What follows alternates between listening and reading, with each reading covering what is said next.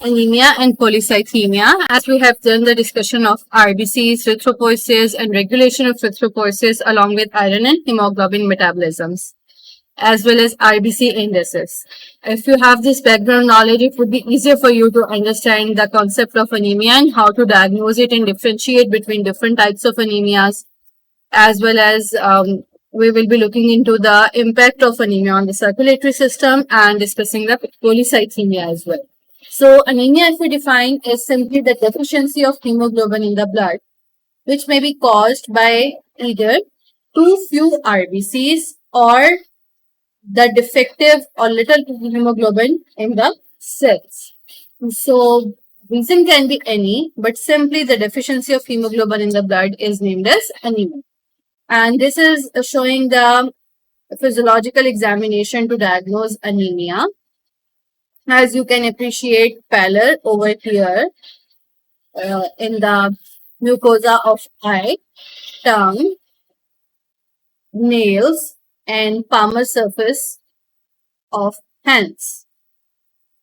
Anemias can be divided into various categories based on different aspects. One of the most widely used categorization is categories into different types of anemia based upon the cell size. As you can appreciate in this image, this is showing the categorization into normocytic anemia, microcytic, and macrocytic anemia. As you know, the size of the cell, average size of one RBC is known as mean corpuscular volume, and its normal range is 80 to 100 fecoliters.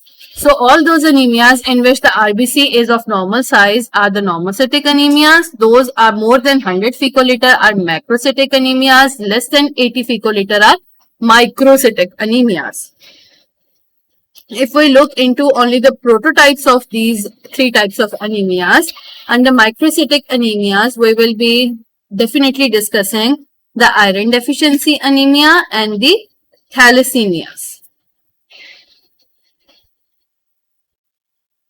Under the heading of normocytic anemia, we can further see two categories, non-hemolytic and hemolytic anemias. Non-hemolytic anemia, for example, aplastic anemia, that we will be seeing in detail. Rest, chronic kidney disease, you can appreciate there is no erythropoietin, so decreased production of RBCs, and of course it will be evident as anemia. Under the category of hemolytic anemias, the diagnostic marker reticulocyte count greater than 2% along with normocytosis. We will call it hemolytic normocytic anemia. This can be because of intrinsic causes or extrinsic causes. Extrinsic causes can be, for example, autoimmune cause. Intrinsic causes, for example, there is a defect in the membrane of the red blood cell causing hereditary spherocytosis. There is some enzymatic deficiency like glucose 6-phosphate dehydrogenase deficiency, or there is something wrong with the hemoglobin. For example, sickle cell anemia. Under the category of macrocytic anemia, you are looking at two causes, megaloblastic or non-megaloblastic anemia. The megaloblastic anemia's prototypes include the vitamin B12 deficiency and folic acid deficiency anemia, and these are going to affect the DNA. Those macrocytic but not affecting DNA are known as non-megaloblastic anemias, for example, in liver disease or alcoholism. Those I have marked with arrows, including thalassemia, iron deficiency, folate, vitamin B12 deficiency, sickle cell disease, and aplastic anemia are the most important anemias for the undergraduates, and these are I'm going to discuss in most details, and rest just categorizing them broadly. Also, the anemias can be divided as per the disorders of hemoglobin, those including defective hemoglobin or hemoglobinopathies, for example, sickle cell anemia, those having decreased production of hemoglobin, for example, thalassemias. We will begin our discussion with the microcytic anemia, in which the mean corpuscular volume is going to be less than 80 fecoliter. So starting from the iron deficiency anemia, you all know iron is an integral component of the hemoglobin. When it is deficient, the hemoglobin is going to be deficient, and of course it will be presented as anemia. Other features from RBC indices include decreased mean corpuscular volume. That is why we call it microcytosis. There is less hemoglobin, so cell will uptake less stain. It will present as hypochromia, and of course as decreased MCH and MCHC. In the iron profile, iron will be low. As iron is low, its storage form will also be low, that is ferritin. Total iron binding capacity will be more. Total iron binding capacity is the capacity of transferrin to bind iron. As there is less iron, more transferrin will be free and it will be capable of binding iron. So we can say that iron binding capacity has increased. Red cell distribution width will be increased, that is the variation in the size of the cells will be more. So these are the characteristics features which can help in diagnosis of iron deficiency anemia by the RBC indices. Most important including microcytosis, hypochromia, decreased iron and increased total iron binding capacity. What can be the cause of iron deficiency anemia? One can be lack in the diet or lack of absorption at the level of gut. Other can be increased loss of iron. For example, there is chronic bleeding, heavy menstruation, GIT losses, somehow there is excessive bleeding. But chronically, it can lead to loss of iron. Third, it can be increased demand. For example, pregnancy or rapid growth spurts, convalescence. So increased demand, decreased dietary intake or absorption, or increased loss. All three can lead to deficiency of iron. And these patients will present as anemic, and some of the features are generic to anemia and some are peculiar to iron deficiency anemia. For example, pallor and fatigue are generic symptoms of anemia. Rest are peculiar to iron deficiency anemia, including pica, which is a persistent craving and compulsive eating of non-food substances. For example, ice eating, eating sand or soil. These can present along with the iron deficiency anemia. Next is koilonychia, meaning spoon-shaped nails. Third is Plummer-Vinson syndrome. This is a triad of iron deficiency anemia, esophageal webs and dysphagia. So these are peculiar to the iron deficiency anemia. This is the image showing spoon-shaped nails, concave instead of convex, called koilonychia. This is the peripheral smear picture of iron deficiency anemia. This is the normal smear and this is iron deficiency, in which you can see the central pallor has increased, showing hypochromia. Microcytosis is not much apparent over here because of the different magnification of two slides. However, when taken by the microscopic measurements, this must be less than the 18 picoliters.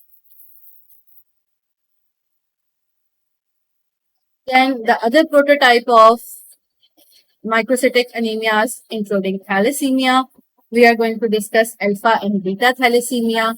Thalassemia is a group of disorders in which there is decreased production of hemoglobin.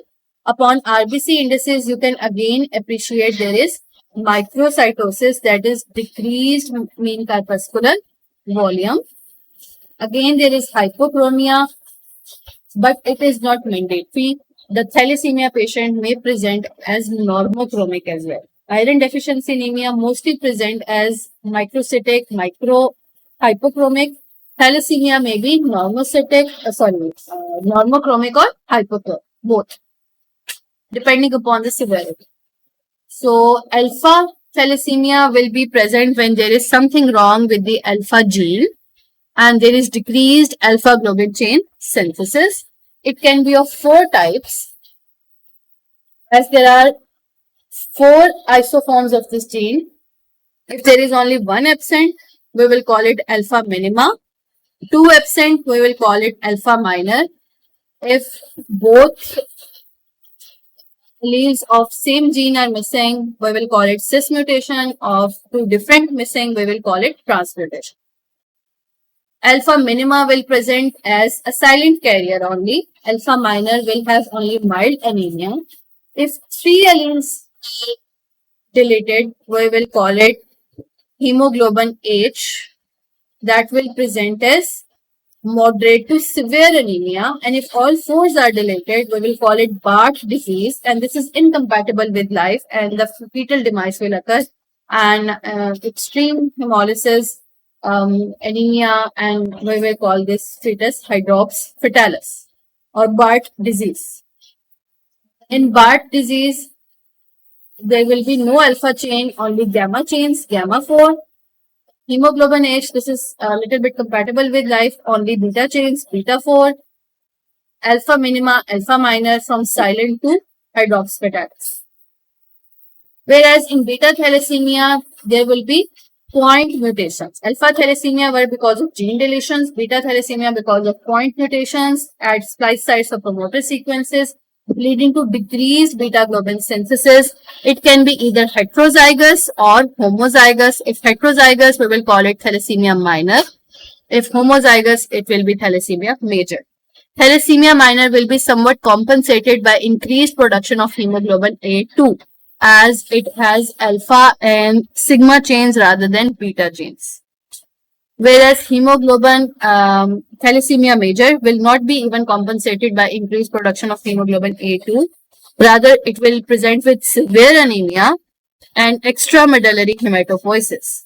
Now, the body will try to compensate for the anemia by producing more and more RBCs, even involving the liver and spleen, causing hepatosplenomegaly.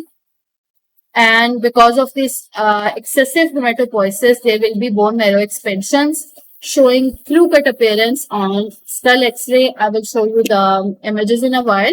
Chipmunk faces, skeletal characteristic deformities. These are characteristic to beta thalassemia. Other generic symptoms, pallor, fatigue, breathlessness, these will be present in all types of anemias. As beta chain is absent, body will try to compensate by increased production of hemoglobin F and hemoglobin A2. That is by using gamma chains and the delta chains. Disease becomes apparent after 6 months of age because beta thalassemia will become apparent when hemoglobin F will be converted into hemoglobin A1. Before that, it will not be evident. This is the microscopic image of thalassemia. You can see the microcytosis, hypochromia, and you can see this central dot, which is characteristic of thalassemia, and anisocytosis, papilocytosis, which is different in the shape and the sizes of the cell.